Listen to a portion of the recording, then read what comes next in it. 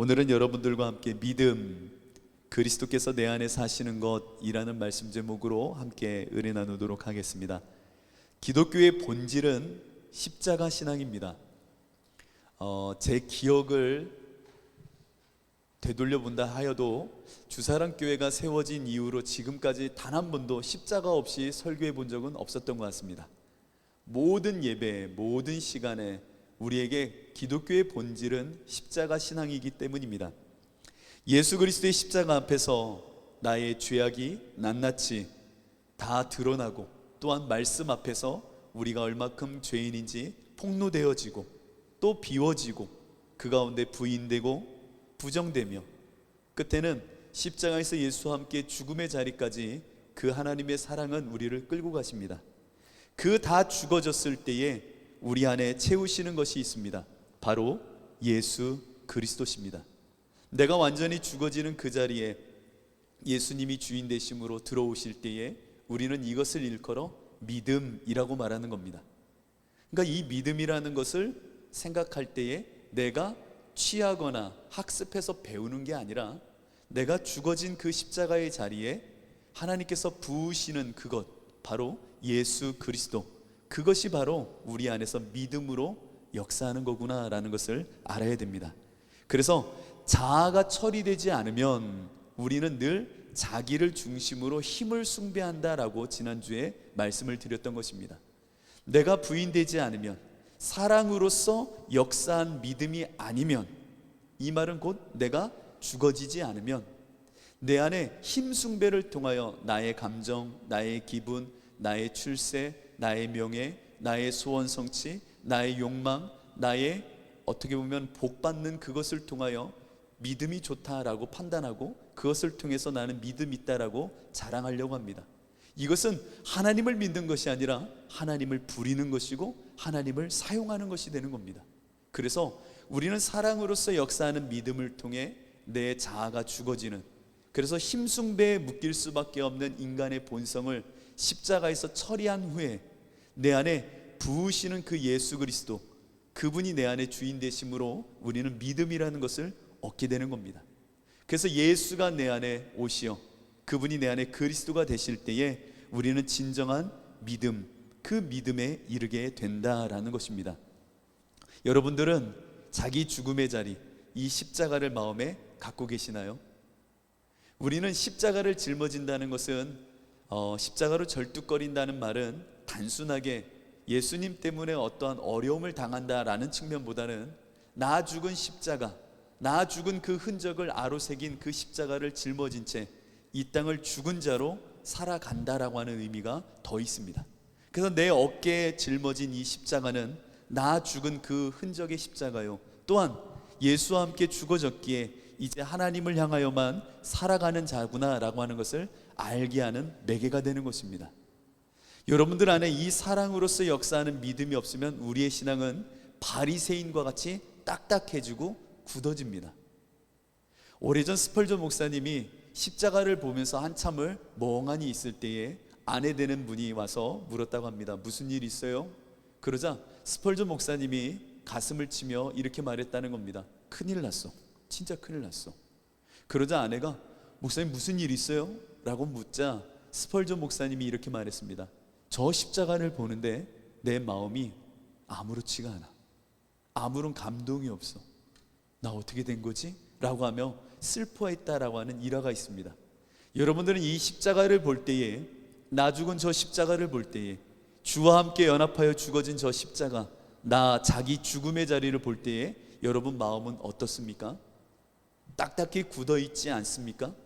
그러면 여러분이 갖고 있다라고 하는 믿음은 어느 틈엔가 빌리프라고 말하는 교리적인 딱딱한 자기 소유밖에 되지 않는 죽을 수밖에 없는 왜곡된 믿음으로 전락해 가고 있는 겁니다. 마가복음을 보면요, 예수님께서 초기 사역을 시작하셨을 때에 참 상징적인 사건 하나를 우리에게 보여주십니다. 그것은 바로 회당에서 손 마른 자를 고치셨던 사건입니다. 예수님께서 회당에 들어가시니 많은 사람들이 움집해 있었습니다. 그리고는 예수님을 주시하여 보기 시작했습니다. 왜냐하면 예수님의 초기 사역에 수많은 이적과 기사가 일어나니까 사람들이 그가 누구인지 궁금했을 뿐만 아니라 우리 이 회당에 와 무엇을 말하며 어떠한 일을 행할지를 유심히 보고 있었던 겁니다. 그런데 그날이 안식일이었습니다. 그러자 바리새인들은 더 마음에 불을 켜고 예수님을 보기 시작했습니다. 왜일까요?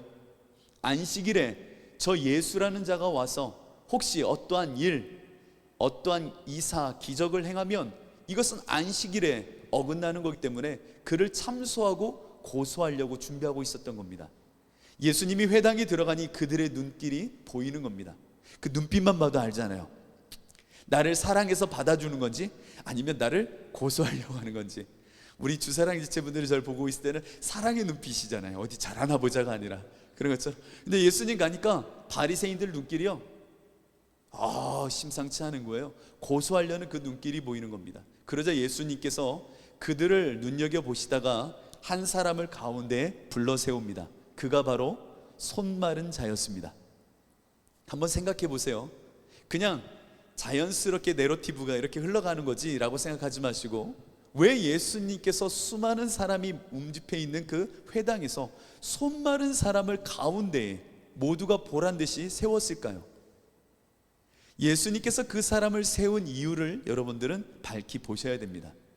그 이유는 나를 참소하고 고소하려고 하는 딱딱히 굳어있는 율법주의자들, 저 바리새인들을 거울 세워 보게 하시려고 그 사람을 세운 겁니다. 그 사람을 세워 그들에게 너희들의 실상이 어떠한지, 너희들의 신앙의 면모가 어떠한지를 보여주고 싶어서 상징적인 매개와 같이 그 사람을 가운데 세워두신 겁니다. 그냥 아무 의미 없이 손 마른 사람, 아픈 사람 중에 한 명을 세운 게 아니라는 거예요. 그 사람을 세우자 바리새인들은 예수님을 고소할 마음으로 유심히 보기 시작합니다. 과연 저 예수가 저 사람을 고칠까 말까, 여기에 온통 관심이 있는 겁니다. 왜냐하면 그들의 모든 삶은 자아가 중심이 되는 가운데 율법, 말씀이 자신의 힘을 키우는 수단으로서 들어와 있었기 때문입니다. 그래서 그들의 계산 속에는 출애굽기 31장 14절에 말하는 이 말씀이 고스란히 힘 숭배의 모습으로 들어와 있어서 예수를 고소하고자 그를 바라보고 있었습니다. 출애굽기 31장 14절은 뭐라고 기록합니까? 너희는 안식일을 지킬지니 이는 너희에게 거룩한 날이 됨이니라. 그날을 더럽히는 자는 모두 죽일지며 그날에 일하는 자는 모두 그 백성 중에서 그 생명이 끊어지리라. 옳다. 이 말씀이 나를 다스리는 게 아니라 자신이 중심이 되는 가운데 이 말씀을 힘으로 자기를 드러내고 자기 욕망을 채울 힘으로 있었던 바리새인들은 예수를 참소하고 고소하려고 바라보는 겁니다. 예수님은 그 모습을 익히 아셨기에 손 마른 자를 세운 후에 통회하는 마음으로, 너무나도 가슴 아픈 마음으로 그들의 완악함을 보신 후 이렇게 말합니다. 손 마른 자에게 말하기를 내 손을 내밀라 라고 말합니다. 정말로 너무나도 기가 막힌 말씀입니다. 내 손을 내밀라 라고 하는 말씀은 치유하겠다 라고 하는 말씀이 아닙니다. 네 손은 그 거무스름하게 완전히 피가 말라 비틀어진 그 손을 내밀어 보라는 의미입니다. 그가 손을 내밀었을 때에 그만 손을 내밀었을까요?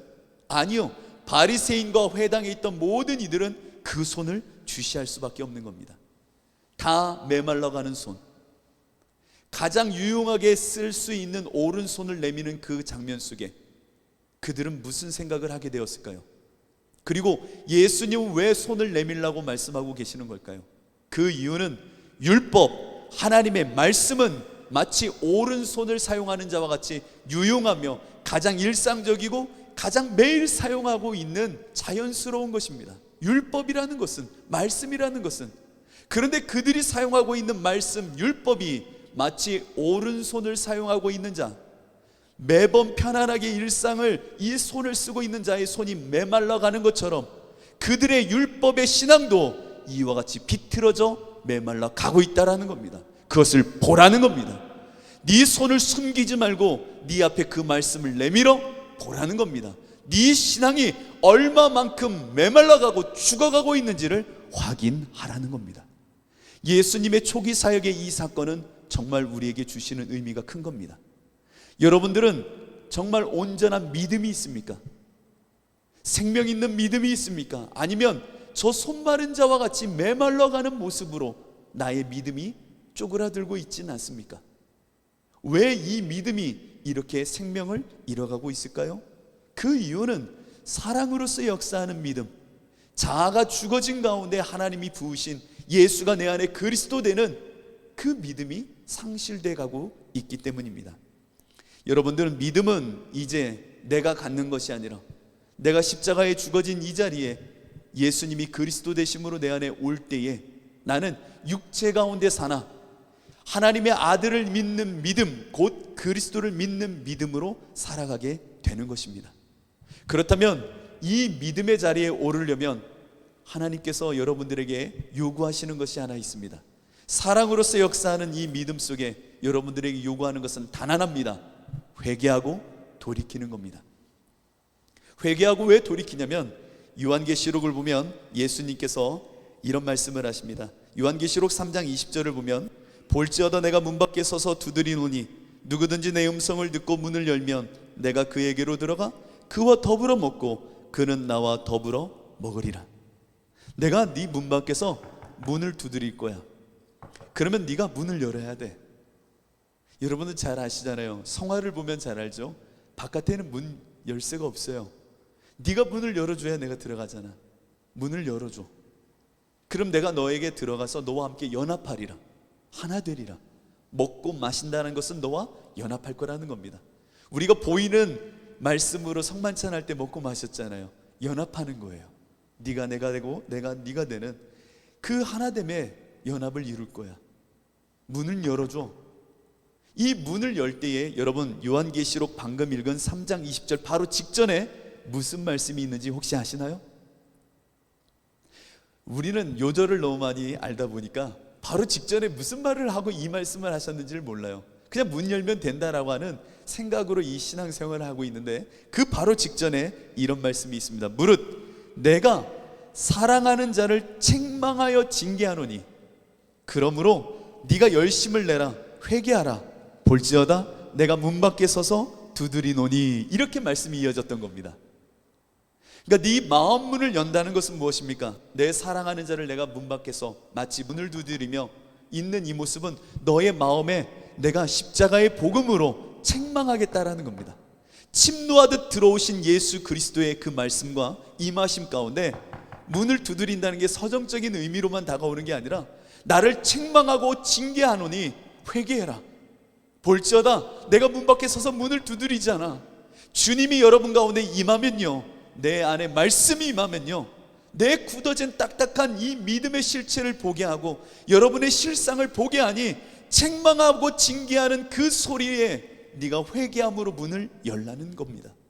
그러면 내가 너에게 들어가 너에게 그리스도됨으로 연합하여 너에게 온전한 생명과 진리와 믿음으로 인도해 낼 거라는 말씀입니다. 여러분들 안에 사랑으로서 역사하는 이 문 열어드림이 있으신지요? 내 안에 회개, 돌이켜 하나님께 이끌리는 이 사랑의 역사가 지금 있으신지요? 얼마 전에 나 회개했는데, 아니다, 나 중학생 때 회개했는데, 오래전 부흥회 때 내가 한번 회개했는데, 어느 틈엔가 나의 신앙이 굳어져 있지는 않습니까? 회개라는 것을 너무 슬픈 이야기로만 생각하지 마십시오. 회개는 나의 영적인 생명의 본성, 하나님을 향한 사랑의 본성에 맞추는 겁니다. 그게 회개예요. 회개는 울고 불고 눈물을 흘리는 게 회개가 아니라 내 근원적인 돌이킴, 메타노이아라고 말하잖아요. 완전히 돌이켜 하나님께 돌아가는 것, 사랑의 본성, 하나님을 향한 사랑의 본성으로 끌려가는 것이 회개입니다. 그 회개의 삶을 살 때에 내 안에 문이 열려 주님이 들어와 그 생명 되신 주님이 그리스도가 되시는 역사가 일어나는 겁니다. 여러분들, 조지 휘필드라는 사람이 있습니다. 조지 휘필드는 웨슬리와 함께 당대의 최고의 부흥사요, 피해 혁명을 막아섰던 인물이기도 합니다. 하루는 휘필드가 낙심하고 도저히 어떠한 힘도 없어서 멈춰 있었던 때가 있었습니다. 그때에 허팅턴 여사라는 분이 와서 그 휘필드에게 말합니다. 무슨 일이 있습니까? 그러자 그 휘필드가 말합니다. 저는 모든 것을 다 잃었습니다. 내가 이렇게 신앙생활을 하고 예수 그리스도를 전한다라고 하는 이 사명을 감당했지만 모든 것을 다 잃어버렸습니다. 그러자 헌팅턴이라는 이 여사가 말했습니다. 잃어버린 것들에 대하여 주께 감사하십시오. 아니, 잃어버렸다는데 왜 나에게 감사를 말합니까? 왜 감사해야 된단 말입니까? 그러자 헌팅턴이 다시 조용히 이렇게 말했습니다. 주님은 잃어버린 자를 찾아 구원하러 오셨기 때문입니다. 이 한 말을 남기게 됩니다. 내가 모든 것을 잃었다, 모든 것을 회개하여 어떻게 보면 절망과 같이 내 모든 것 안 돼 라고 포기했다라고 하는 그 시점이 바로 말씀이 임하여 너를 일으키는 시점이라는 겁니다. 여러분들이 회개하고 그 말씀 앞에 주저앉아 있을 그때가 바로 문이 열리는 시점입니다. 왜냐? 말씀은 여러분들에게 와서 잘했다 잘했다 잘했다 하는 것보다는 책망하고 징계하고 너의 실상과 네가 죽어져야 될 자아의 실상을 보여주시기 때문입니다. 하나님의 말씀은 물밀듯 우리 가운데 물이 바다를 덮듯 임하는 겁니다. 바다, 리워야단이 살아가는 용과 저 저주받은 사단이 살아가는 이 바다와 같은 내 마음에 물이 바다를 덮듯, 진리가 바다를 덮듯, 진리가 바다를 삼키듯 내 안에 말씀은 들어와 나의 잘한 것을 드러내는 것이 아니라 너의 실상과 너의 아픔과 너의 부족함과 너의 무됨을 보여주시는 겁니다. 그 십자가 앞에 섰을 때에 내 안에 모든 것이 죽어지는 그 경험 속에 나는 예수가 그리스도됨을 누리기 시작하는 겁니다. 여러분, 이 믿음으로 살아가는 겁니다. 이 믿음이 우리 안에 있어야 되는 겁니다. 그렇다면 오늘 갈라디아서 2장 20절에 하는 말씀을 기억하십시오. 그런즉 이제 내가 육체 가운데 사는 것은, 내가 이 땅을 살아가는 것은 나를 사랑하사 자기 아들을 주신, 하나님의 그 아들을 주신 그 예수 그리스도를 믿는 믿음 안에서 내가 사는 것이다 라고 말합니다.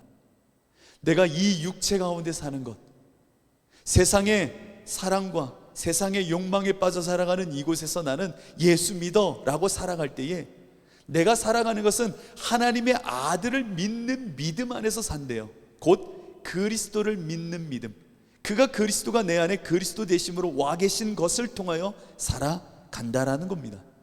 그러면 예수가 내 안에 그리스도 된다라는 것이 무엇인지 우리는 깨달아 알아야 됩니다. 예수가 그리스도 되시는 이 믿음, 이 그리스도라는 말은요, 기름 부음을 받은 자라는 뜻입니다. 그러니까 우리는 예수 그리스도를 한 단어처럼 생각하잖아요. 예수 그리스도. 그런데 아니에요. 예수와 그리스도는 개별적인 언어입니다. 그런데 그 두 단어를 이어붙인 것이 예수 그리스도, 그리스도 예수가 되는 겁니다. 예수 그리스도 할 때 그리스도는 기름 부음을 받은 자란 뜻이죠. 기름 부음을 받은 사람은 구약 시대에 딱 세 종류밖에 없습니다. 첫째는 여러분 혹시 아시나요? 선지자. 둘째는 왕. 세 번째는 제사장입니다. 구약을 보면 기름 부어 하나님께서 성별하신 자들, 구별되어 하나님이 사용했던 사람들은 선지자, 왕, 제사장, 이렇게 세 분류였습니다.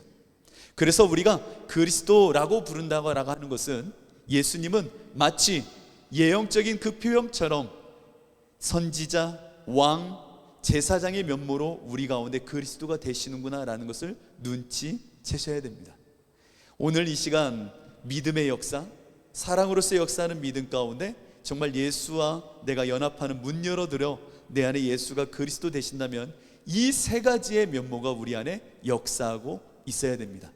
그래서 이 세 가지를 짧지만 함께 나눠볼까 합니다. 첫 번째로 예수님은 우리 가운데 그리스도가 되시는데 선지자의 면모로 들어오십니다. 하나님께서는 옛적에는 선지자들을 통해서 하나님의 마음을 이 땅에 드러내 주셨습니다. 이것을 계시라고 말하는 겁니다. 우리 편에서 하나님을 알아가는 게 아니에요. 하나님이 나에게 당신의 것을 조금씩 은폐되어져 있던 하나님의 신비를 내 안에 드러내시는 것, 탈은폐하실 때에 우리가 그것을 계시로서 받아들이는 겁니다. 내가 그분을 몽땅한다 하면 거짓말이에요.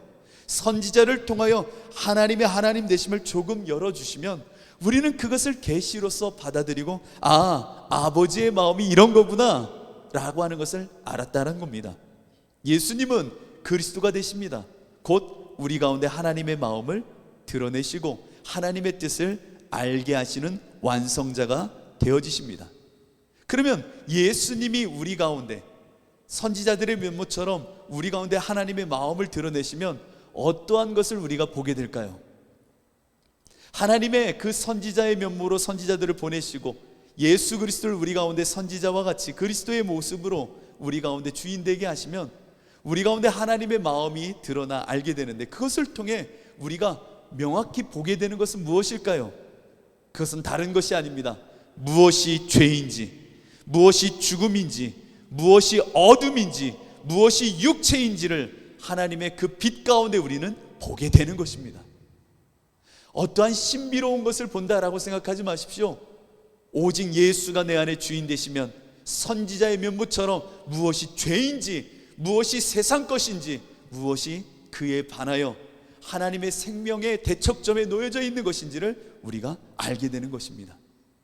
예수가 주인 되시면 그래서 죄가 폭로되어진다라고 생각하시면 좋습니다.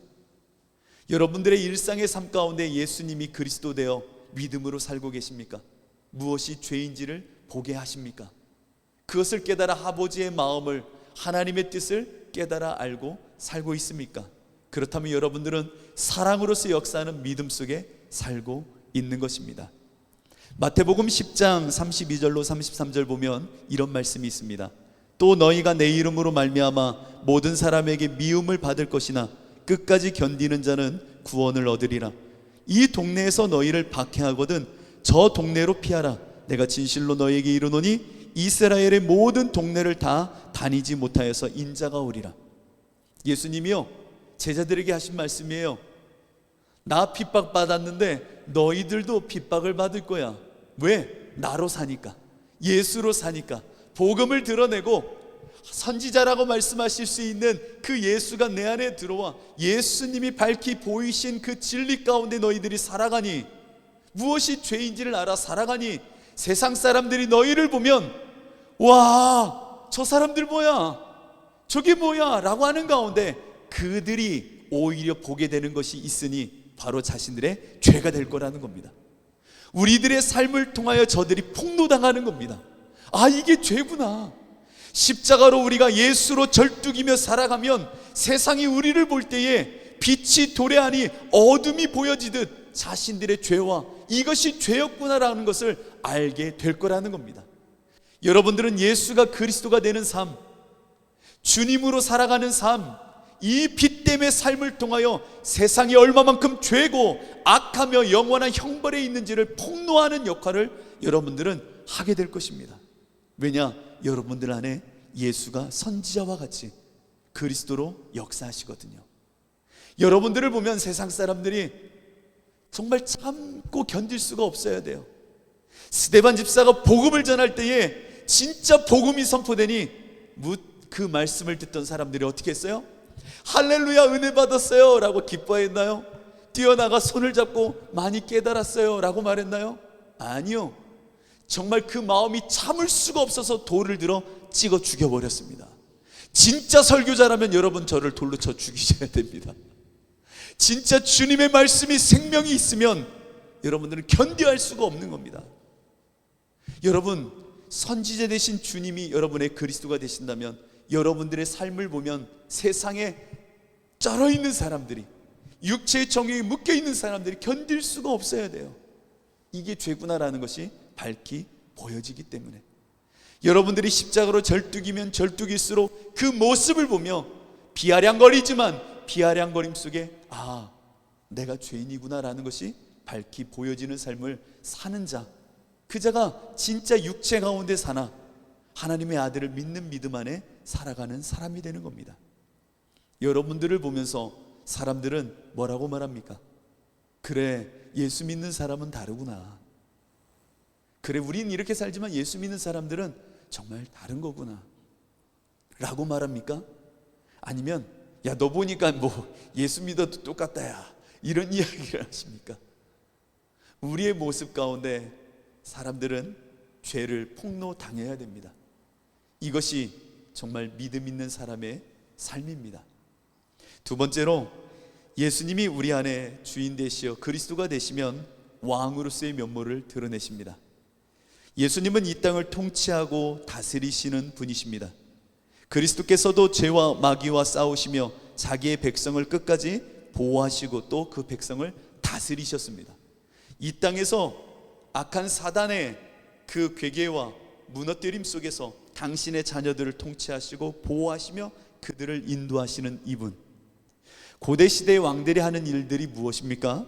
군대를 모아 적과 싸우는 일, 자기 백성을 보호하는 일, 자기 나라를 통치하는 것이 왕의 면모였습니다. 마찬가지입니다. 예수님이 내 안에 그리스도, 기름 부음 받은 왕으로서 와 계신다면, 그분과 연합하였다면 우리는 예수 그리스도의 통치 가운데 보호함을 받게 될 것입니다. 그렇다면 여러분들에게 물어야 됩니다. 여러분들은 지금 어느 통치 아래 살아가고 있습니까? 사랑으로서 역사하는 믿음 속에 예수가 내 안에 왕이 됐다라고 말하는 사람이라면 하나님을 향한 영적인 생명의 본성, 성령을 따르는 것이 저의 통치의 근원이요 지금 나에게 임한 통치입니다 라고 말할 수 있겠죠.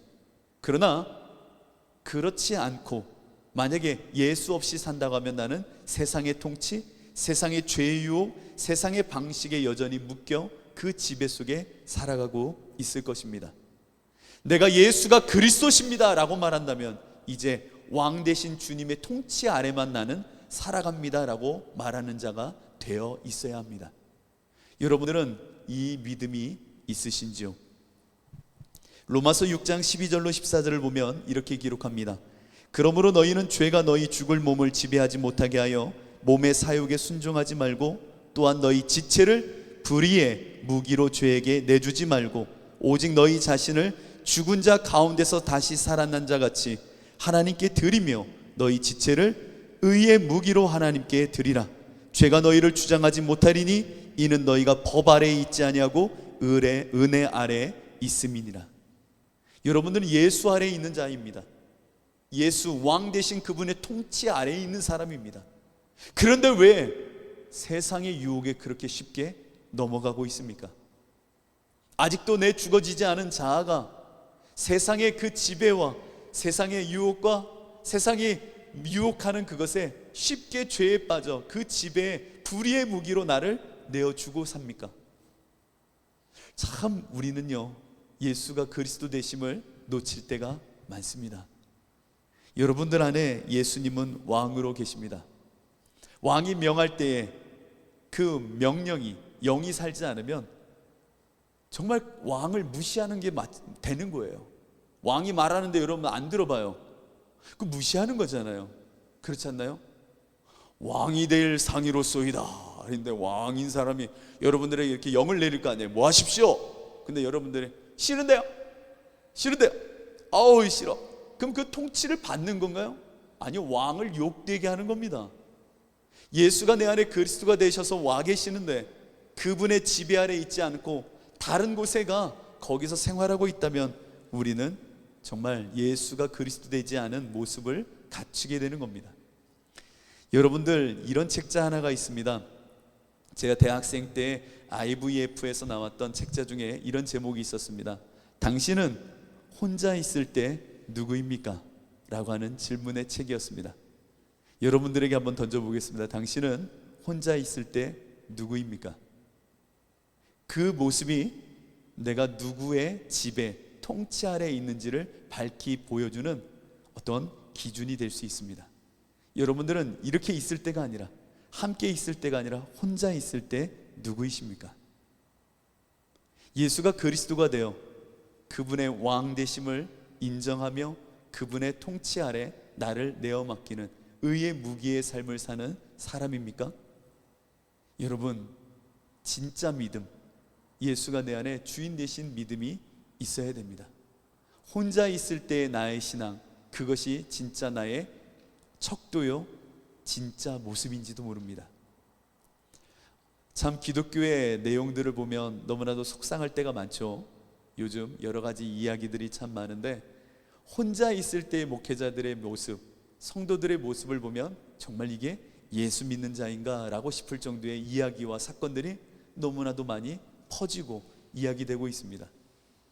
우리 성도들의 이야기도 마찬가지고, 목회자들의 이야기도 마찬가지고, 교회들의 이야기도 마찬가지입니다. 우리는 누구의 지배 아래에 있는지를 보셔야 됩니다. 마지막으로 예수님은 제사장의 모습으로, 그 그리스도 된 면모 가운데 제사장의 모습으로 우리 가운데 오십니다. 여러분들은 예수님이 대제사장의 모습으로 죽으심으로 영단번 죽으신 그 사건을 통해 구원함을 받은 사람들입니다. 너무나도 기쁜 일이고 너무나도 감격스러운 일입니다. 그렇다면 예수 그리스도의 몸을 찢어 나를 산 이 구원의 놀라운 은혜에 참여했다면 여러분, 구원받은 자답게 살아야 됩니다. 그것이 예수를 그리스도로 고백하는 진짜 믿음입니다. 좀 당당하게 예수 믿는 자답게, 죽어 사는 자답게, 영원을 사는 자답게, 구원받은 자답게 좀 기계 있게, 힘 있게, 실력 있게 이 땅을 사십시오. 왜 교회 안에서만 어깨 피고 밖에 나가서 이렇게 쭈그러들고 사십니까? 밖에 나가서도 하나님의 영광을 드러내는 구원받은 자답게 힘 있게 살아야 됩니다. 아니, 목사님 십자가로 절뚝이려 하면서요, 절뚝인다는 의미를 꼭 그렇게만 받아들이는 게 아니에요. 세상에서 거칠지만 주의 십자가로 흔들리는 자의 면모를 밝히 드러내며 당당하게 힘있게 실력 있는 자답게 살아야 됩니다. 구원받은 자는 죽어 사는 자입니다. 세상의 것을 향하여 죽었기에 영원을 품은 자의 소망으로 이 땅을 당당하게 사는 겁니다. 우와, 예수 믿는 사람은 저렇게 힘이 있구나, 기계가 있구나, 구원받은 자, 생명이 있다 말하는 자는 저렇게 사는 거구나라는 것을 드러내는 삶을 살아야 됩니다. 왜냐? 예수님이 제사장의 면모로 우리를 위하여 모든 죄를 다 해결하셨기에, 너희는 담대하라 라고 말씀하신 그 예수님의 음성을 따라 우리는 담대하게 세상에 구원받은 자답게 달려나가야 되는 겁니다. 여러분들은 한 사람이 교회에 나오면 달라지겠거니 라고 생각하십니까? 아니면 교회에 나와도 별반 다를 게 없어 라고 생각하십니까? 저는요, 한 사람이 교회에 나오면 그 인생은 달라진다라고 말하는 사람입니다. 달라짐은 단순히 교회 안에서만 달라지는 것이 아니라 세상에 나가서도 담대함으로 주 앞으로 나아가는 자가 되어야 됩니다. 여러분, 이 기계가 있어야 되는 겁니다. 우와, 누가 건드려도 힘있게 예수 믿는 자답게 살아가야 되는 겁니다. 제가 대학생 때 총학생회를 했습니다. 그때는 이제 학생 운동의 말기였죠. 그래가지고 연대나 이쪽 서총련들 다 모이고 할 때가 있었습니다.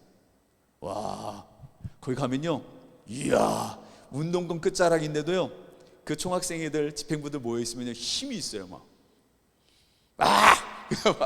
얼마나 무서운지요? 근데 저는 신학생 아닙니까? 신학생이지만 총학생회로 모여 있는 거 아닙니까? 야, 거기서 기 죽으면 안 되잖아요. 기 죽어도 돼요? 기 죽을 수가 없어요. 당차야 돼요. 그러면서 그들하고 토론을 하고 이야기를 하고 어떤 그 모임의 속성에 맞게 뭔가를 얘기할 때도, 야, 하나님을 믿는 신학생, 민족의 횃불을 든 주님의 기치를 든 선각자라는 생각 속에 힘있게 이야기하는 겁니다. 제가 생각할 때는요, 이게 좋겠고요, 우리 기도했으면 좋겠습니다, 이런 정도가 아니에요. 그들을 끌고 갈 정도의 힘이 있고요, 말 한마디에도 와, 뭐야 저 친구는 라고 할 수 있을 정도의 힘과 논리와 진리가 샘솟고 있는 겁니다. 여러분들은 뭡니까? 예수 믿는 사람 아닙니까? 그리스도 대신 예수님이 제사장으로 여러분의 죄를 해결하셨다 하신 그 예수를 믿는 믿음으로 사는 자 아닙니까? 그분과 연합한 자 아닙니까? 그렇다면 죽음을 이긴 자의 산소망이 있는 자로 이 땅을 사는 자라면 힘이 있어야죠, 실력이 있어야죠, 내용이 있어야죠. 그들에게 진리의 어떠함을 선포할 수 있는 기계와 삶의 면모가 있어야죠. 그런데 나는 세상에서 누구로 삽니까? 여러분, 믿음으로 산다라고 하는 것은 단순하게 기도, 내적인 어떠한 자기 정화의 면모만 갖추는 것이 아닙니다. 힘이 있는 자입니다. 왜? 예수님이 세상을 이기셨기 때문에. 이기신 그 분이 내 안에 그리스도로 와 계시니 여러분 힘있게 나가셔야 되는 겁니다. 우리 특별히 우리 청장년들 힘있게 세상을 호령하십시오. 여러분들은 구원받은 자입니다. 이때쯤 하면 돼야 제가 설교를 끝날 수 있는데, 그렇죠? 처음부터 다시 해야 되는 건데, 우리 청장년들 세상에 나가서 세상을 호령해야 됩니다. 할렐루야. 네, 믿는 사람이 힘이 있어야죠. 그럼요. 세상에 나가서도 하나님의 영광을 드러내는 구원받은 자로 정말 그 그리스도 되심을 선포해야 됩니다. 누려야 됩니다. 드러내야 됩니다. 그래야 하나님 보실 때, 이야, 육체 가운데 살아가나 십자가로 절뚝거리는 그 몸짓이 얼마나 큰 울림이 되는지, 이야, 내가 이 땅을 쓸 때에 저 주사랑교회 청년들을, 다음 세대를, 우리 모두를, 또 청장년이라니까 나 빼놓는다 생각, 모두를 하나님이 쓰시는 겁니다. 저는 그런 교회가 됐으면 좋겠습니다. 그래서 여러분들 안에 사랑으로서 역사하는 이 믿음이 얼마나 큰지를 더 깨달아 하는 귀한 여러분 되시기를 축복합니다. 이 시간 우리 오직 믿음